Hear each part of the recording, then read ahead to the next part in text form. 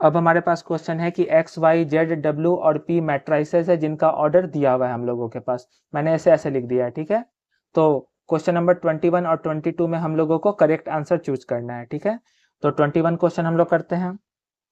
21 question में बोल रहा है कि एन के और पी पर क्या रिस्ट्रिक्शन होगा कि P Y plus W Y defined होगा। मतलब पी मैट्रिक्स वाई से मल्टीप्लाई होगा, हो सकेगा, डब्ल्यू मैट्रिक्स वाई मैट्रिक्स से मल्टीप्लाई हो सकेगा, और जो दोनों मल्टीप्लाई होने पर, ये दोनों मल्टीप्लाई होने पर जो दोनों मैट्रिक्स आएगा वो आपस में ऐड भी हो रहा है।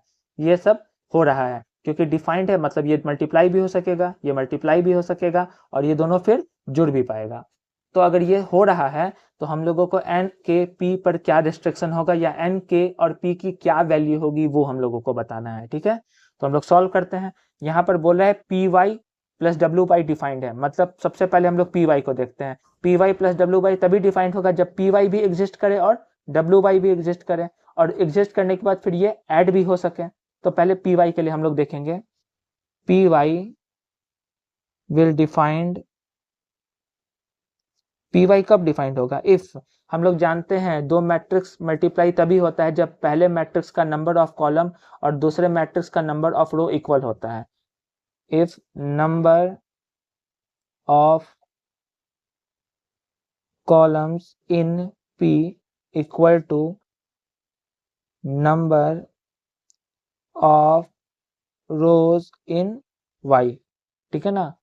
पी में नंबर ऑफ कॉलम हम लोग देखते हैं, पी में नंबर ऑफ कॉलम कितना है, के है, equal to number of rows in Y, row में कितने, वाई में कितने रो हैं, 3 है। तो यहाँ से हम लोगों को के की वैल्यू 3 मिल गई।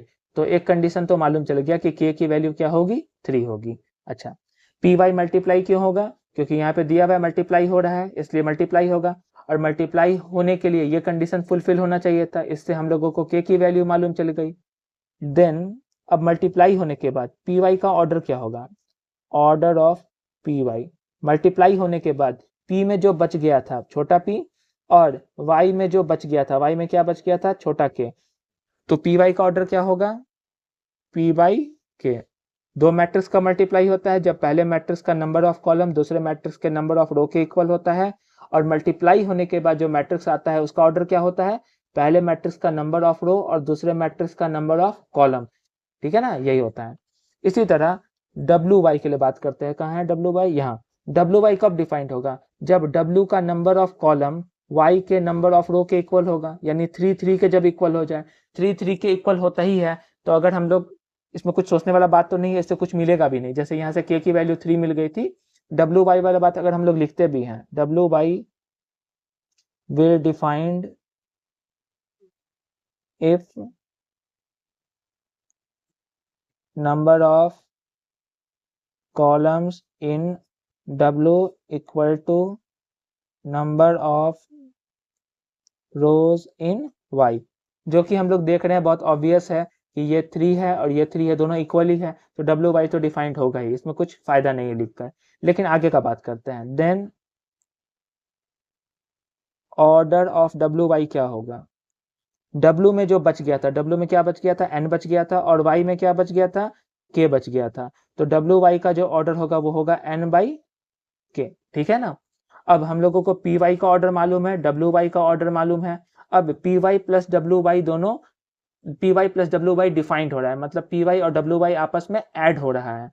तो हम लोग जानते हैं P Y plus W Y will defined, दो मैट्रिक्स का एडिशन कब होता है, इफ दोनों का ऑर्डर क्या हो, सेम हो, तभी दोनों जुड़ सकता है। Order of P Y equal to order of W Y, तभी दोनों ऐड हो सकेगा। P Y plus W Y add कब होगा, जब दोनों का ऑर्डर क्या हो, सेम हो।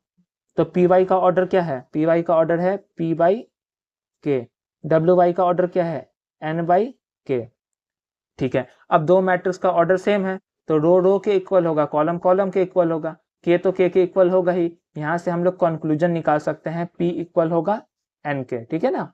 तो हम लोगों को दो कंडीशन मालूम चल गया कि के की वैल्यू 3 होगी और पी एन के इक्वल होगा। तो चारों ऑप्शन में हम लोग देखते हैं क्या है।